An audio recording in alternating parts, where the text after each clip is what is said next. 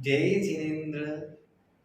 आइए, आलाप पद्धति के अंतर्गत आज हम सभी पर्याय अधिकार को देखेंगे। पिछली कक्षाओं में हमने द्रव्य अधिकार और गुण अधिकार को देखा। आइए अब हम पर्याय अधिकार को देखते हैं। सूत्र नंबर 15। गुण विकारः पर्यायः ते द्विधा अर्थो व्यंजन पर्याय भेदात्। पुनः देखें, गुण विकारः पर्यायः ते द्विधा अर्थो व्यंजन पर्याय भेदात्। गुण विकारः पर्यायः, गुण के विकार का नाम पर्याय है। विकार शब्द से क्या तात्पर्य है? विकार शब्द से अर्थ है परिणमन। गुणों के परिणमन का नाम या द्रव्य में होने वाले परिणमन, बदलाव, अवस्था विशेष का नाम पर्याय है। वह पर्याय दो प्रकार की है, अर्थ पर्याय और व्यंजन पर्याय भेदात्। वह द्विधा दो प्रकार की है, अर्थ पर्याय और व्यंजन पर्याय। अच्छी तरह इन दो शब्दों को समझें। अर्थ पर्याय क्या है और व्यंजन पर्याय क्या है? अर्थ पर्याय जो अत्यंत सूक्ष्म है, क्षणवर्ती है और जो सामान्य ज्ञान का विषय न होकर विशिष्ट या प्रत्यक्ष ज्ञान का विषय है, अवाग गोचर है, अर्थात वचनों के माध्यम से कही नहीं जा सकती, उसका नाम अर्थ पर्याय है। उससे विपरीत व्यंजन पर्याय है जो स्थूल है, बहुत लंबे समय तक टिकने वाली है, उसका नाम स्थूल पर्याय है और वह वचनों के द्वारा कही जा सकती है। इस स्थूल पर्याय का नाम व्यंजन पर्याय है। दो शब्द हैं, अर्थ पर्याय, व्यंजन पर्याय। अर्थ पर्याय अत्यंत सूक्ष्म है, अवाग गोचर है, अर्थात वचनों से कहने में नहीं आती, और दूसरी जो व्यंजन पर्याय है वह स्थूल है और वचनों से कहने में आती है। आइए अब अर्थ पर्याय के भेदों को देखते हैं कि अर्थ पर्याय के कितनी भेद हैं। सूत्र नंबर 16। अर्थ पर्यायः ते द्विधा स्वभाव विभाव पर्याय भेदात्। अर्थ पर्यायः ते द्विधा स्वभाव विभाव पर्याय भेदात्। अर्थ पर्याय दो प्रकार की है, एक स्वभाव अर्थ पर्याय और एक विभाव अर्थ पर्याय। स्वभाव और विभाव ये दो शब्द बहुत महत्वपूर्ण होते हैं। आइए इनको पहले समझते हैं। स्वभाव शब्द का अर्थ है जो स्वयं के निज परिणाम से होता है, वह स्वभाव होता है, जिसे हम निसर्ग कहते हैं, बाय नेचर कहते हैं। और जो किसी पर के निमित्त से कर्म के अधीन परिणमन होता है उसे विभाव कहते हैं। स्वभाव जो नैसर्गिक है, स्वाभाविक है, बाय नेचर हो, उसे स्वभाव कहते हैं, और जो पराधीन हो, कर्माधीन हो, उसे विभाव कहते हैं। तो जो अर्थ पर्याय है वह दो प्रकार की है, स्वभाव अर्थ पर्याय और विभाव अर्थ पर्याय।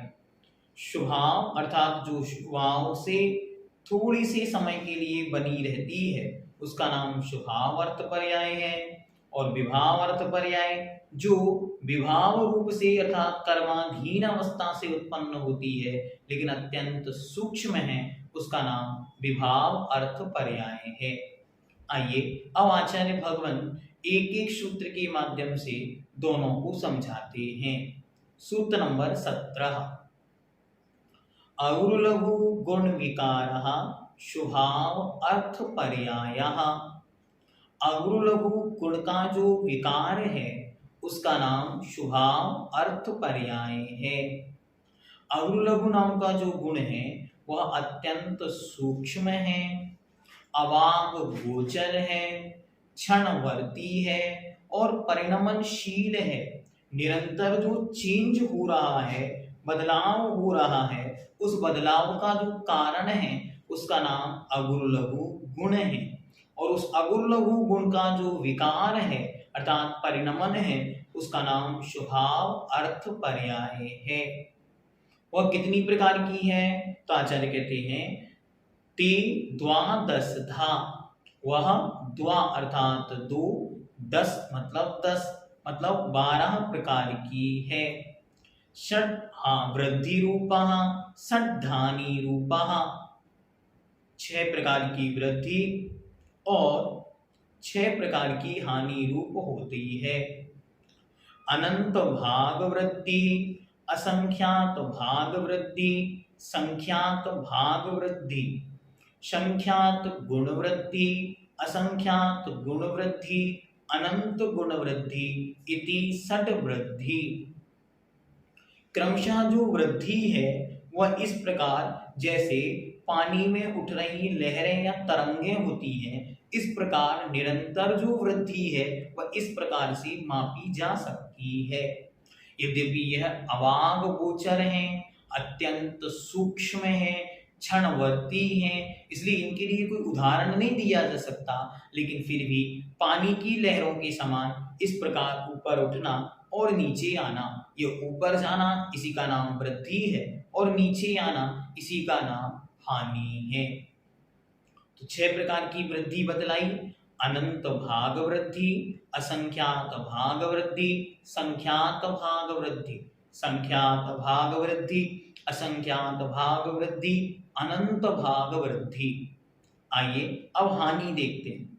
इसी प्रकार तथा अनंत भाग हानि, असंख्यात भाग हानि, संख्यात भाग हानि, संख्यात गुण हानि, असंख्यात गुण हानि, अनंत गुण हानि इति षड्धानि, अर्थात इस प्रकार यह 6 प्रकार की हानि हुई।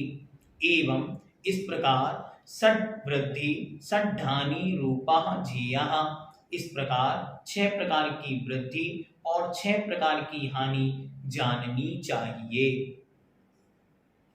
अवुर्लघु गुण के विकार का नाम स्वभाव अर्थ पर्याय है।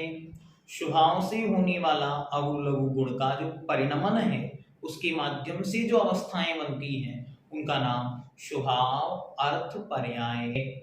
वह 12 प्रकार की है, 6 प्रकार की हानि, 6 प्रकार की वृद्धि। 6 प्रकार की वृद्धि अनंत भाग वृद्धि, असंख्यात भाग वृद्धि, अनंत भाग वृद्धि, संख्यात गुण वृद्धि, असंख्यात गुण वृद्धि, अनंत गुण वृद्धि। इसी प्रकार हानि को देखेंगे तो अनंत भाग हानि, असंख्यात भाग हानि, संख्यात भाग हानि, संख्यात गुण हानि, असंख्यात गुण हानि और अनंत गुण हानि। आइए अब हम देखते हैं विभाव अर्थ पर्याय। अगले सूत्र नंबर 18, विभाव अर्थ पर्यायः षड्विधः।